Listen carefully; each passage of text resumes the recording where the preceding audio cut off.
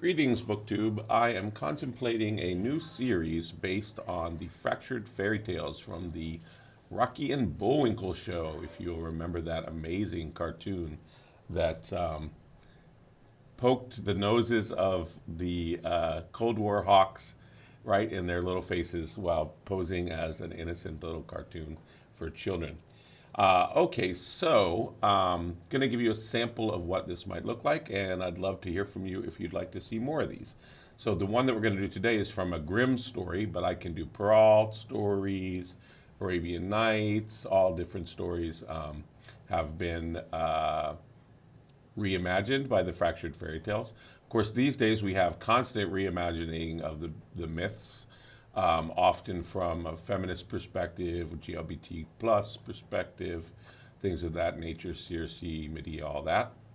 Um, I am never quite sure how I feel about that. I've not read almost any of them, so I'm safe to have an opinion on just that. I'm a little concerned with the inability of the modern generations to come up with their own, Star Warses and Star Treks, and stop reimagining ours. But anyway, if you have never seen the Fractured Fairy Tales, I think you're going to really enjoy them.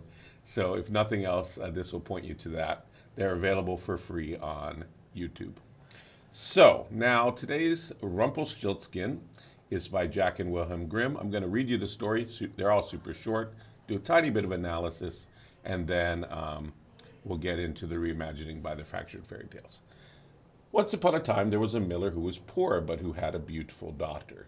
Now it happened that he got into a conversation with the king, and to make an impression on him, he said, "I have a daughter who can spin straw into gold."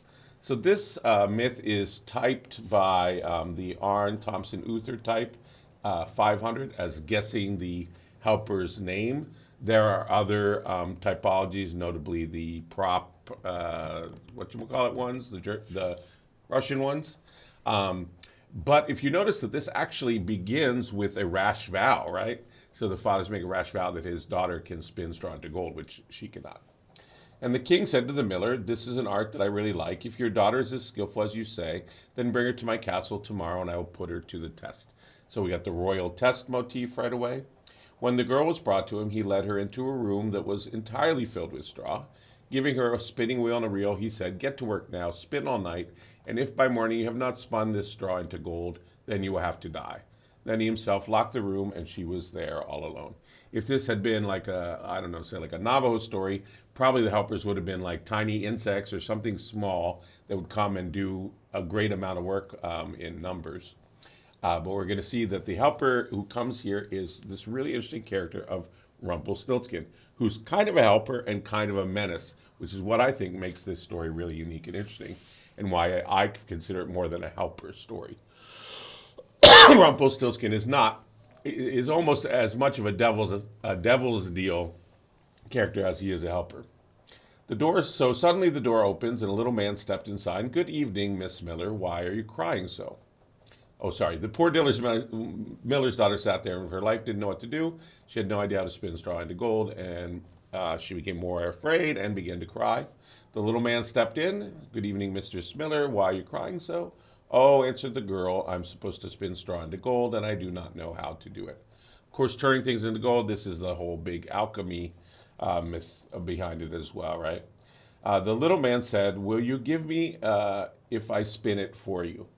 And straw also can kind of point to the primordial pieces of the god that were chopped up and became the different vegetables, or any of the grain myths, the people of corn, that kind of thing. The little man said, "What will you give me if I spin it for you?" "My necklace," said the girl. The little man took the necklace, sat down before the spinning wheel, whir, 3 times pulled, and the spool was full. Then he put another one on, and whir, 3 times pulled, and the second one was full as well. So it went until morning, and then all the straw was spun, and all the spools were filled with gold. Sunrise, the king came, and when he saw the gold, he was surprised and happy. But his heart became even more greedy for gold. He had the miller's daughter taken to another room filled with straw. It was even larger, and he ordered her to spin it in one night if she valued her life. So as we know, the Grimm stories, opposed to the Disney stories, rather more detailed in the menaces often. and there was sometimes a little more body as well. But in this one, the loss of life is not dwelt on how she may or may not meet her end. So this is not one of the gorier Grimm stories. Now the girl did not know what to do, and she cried. Once again the door opened. The little man appeared. He said, "What will you give me if I spin the straw into gold for you?" "Ring from my finger," answered the girl. Little man took the ring, began to whir with the spinning wheel. By morning spun all the straw into glistening gold. The king was happy beyond measure, but he did not have his fill of gold. And we got a greed motif here, right? Midas. He had the miller's daughter taken to a still larger room filled with straw and said, "Tonight, Miss Spin this also. If you succeed, you shall become my wife." He thought, "Even if she's only a miller's daughter, I will not find a richer wife in all the world." When the girl was alone, the little man returned for a third time. He said, "What will you give me if I spin the straw this time?" This is the third time, and we all know everything happens in threes in our folk tales. So the third time's the charm. What's it going to be this time? "Something more than jewelry." "I have nothing more I could give you," answered the girl. "Then promise me after your queen, your first child." So that is weird. Why does this little man, whoever he is, wants this child? Who knows what will happen, thought the miller's daughter, and not knowing what else to do, she promised the little man what he demanded. In return, the little man once again spun the straw into gold. When the morning the king came, found everything as he desired, he married her, and the beautiful miller's daughter became queen. A year later, he brought a beautiful child to the world. She thought no more about the little man, but suddenly appeared in a room and said, "Now give me that which you promised." The queen took fright and offered the little man all the wealth of the kingdom if he would let her keep the child, but the little man said no. "Something living is dearer to me than all the treasures of the world." Is this a baby eater? Is this a fairy changeling situation? What's going on? Why do they want the baby? Then the queen began lamenting and crying so much that the little man took pity on her and said, "I will give you 3 days' time. If by then you know my name, then you shall keep your child." The queen spent the entire night thinking of all the names she had ever heard. Then she sent a messenger into the county to inquire far and wide what other names there were. When the little man returned the next day, she began with Casper, Melchior, Baltzar, and said in order all the names she knew. After each one, the little man said, "That is not my name." The second day, she inquired in the neighborhood as to what names people had. She recited the most unusual and curious names, little man. "Is your name beast rib, or mutton calf, or leg string?" But he answered, "That is not my name." So this is very interesting. I think that the unknown name of Rumpelstiltskin here really stands for the unknown quality of this creature. You will see in the fractured fairy tale he's called an elf, which lends a little bit more to the helping elf, right? Who makes all the shoemaker's shoes in the night, that sort of thing. But it's far from clear that he's not a sinister little being. And therefore, what is the nature of this Rumpelstiltskin? What is their name? If you remember fairies, they weren't all cute little tiny, flowery things with little wings. They were, brownies and, pixies and all kinds of horrible creatures, right? Very fearsome. So on the third day, third day now, here we go, the big one. Third day, the messenger returned and said, "I've not been able to find a single new name, but when I was approaching a high mountain in the corner of the woods, there where the fox and the hare say goodnight, I saw a little house. A fire was burning in front of the house, and an altogether comical little man was jumping around the fire, hopping on one leg and calling out, 'Today I'll bake, tomorrow I'll brew, then I'll fetch the queen's new child. It is good that no one knows Rumpelstiltskin is my name.'" I'll see if I can get the German reading for that afterwards. I'm sure it's rhymed and pretty. This is interesting. It's almost like a wiki, a latter-day wiki solution to this problem, right? You gather all the answers. You can imagine how happy the queen was when she heard that name. Afterwards, the little man came in and asked, "Now, Madam Queen, what is my name?" She first asked, "Is your name Kunz?" "No."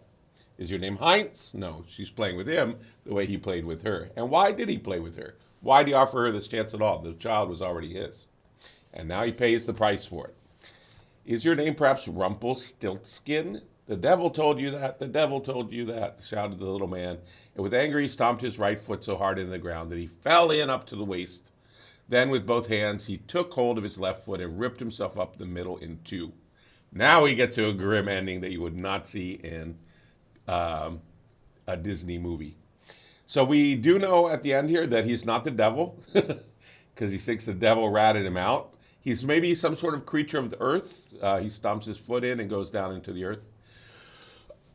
He's maybe a dual nature creature because he rips himself in half.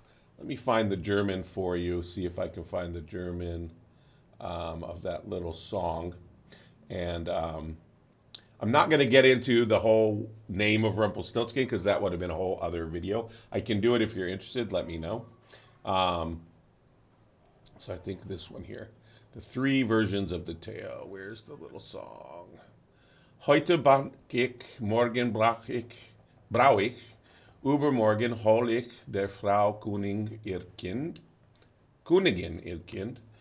Ach, wie gut ist, dass niemand weiß, dass ich Rumpelstiltskin heiß. Heute bak ich, morgen brauch ich, übermorgen hol ich der Frau Königin ihr Kind. Ach, wie gut ist, dass niemand weiß, dass ich Rumpelstiltskin heiß. All right, that's the German of that for you. Let's take a look, shift over to looking at the fractured fairy tale. It's called Son of Rumpelstiltskin. I think they did a really interesting thing by focusing on Rumpelstiltskin. I mean, after all, the helper helps the hero, but in what way is the miller's daughter here a hero? She's more like the princess trapped in the tower, right? So in this, cartoon version, it's the son of Rumpelstiltskin's 600th birthday, and he wants to know from his father why they live in a tree. And the father says, "We're magical creatures. We help people with things, and you can read about us in the fairy tales." So you get a little meta humor there. He said, now you're 600 years old, off you go to make your own name. So the kid goes off, runs into the miller's daughter, and the miller makes this rash vow to the king that her son, that his daughter would make a great wife if she can spin straw into gold. And then, of course, she protests, I can't do that, Dad, what are you doing? Anyway, the king nails the door shut with her inside the hall, although when Rumpelstiltskin comes to open it, he just opens the door out and it just opens immediately with no resistance at all. I don't know if anyone had tried the door. Son of Rumpelstiltskin and his son is just shown as a short fellow, not overly ugly, not certainly handsome, with a pointed hat. And that's really all we have to go on. Anyway, of course, the rest sort of follows pace. He spins everything into gold for her. She promises the firstborn child. He makes the deal with her. If you can find out my name, I'll tell you I'll let you have your baby back. Of course, she's queen by now.